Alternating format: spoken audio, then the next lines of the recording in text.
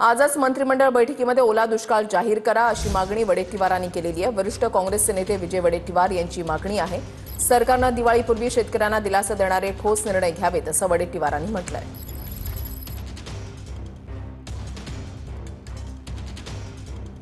वडेट्टीवारांनी tweet केलंय। त्यांनी असं म्हटलंय की राज्यात सप्टेंबर महिन्यात झालेल्या अतिवृष्टीमुळे तब्बल 24 जिल्ह्यांमधील 137 तालुके बाधित झाले। आज होणाऱ्या मंत्रिमंडळ बैठकीकडे राज्यातील शेतकरी मोठ्या आशेनं त्याच्यासाठी होणाऱ्या निर्णयाची आस लावून बसलाय। सरकारने आता तरी वेळ न घालवता ओला दुष्काळ जाहीर करून शेतकऱ्यांना भरघोस मदत द्यावी।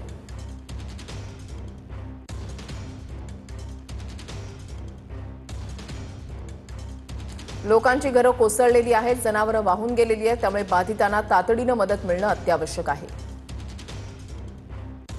सरकारने दिवाळीपूर्वी शेतकऱ्यांना दिलासा देणारे ठोस निर्णय घ्यावेत।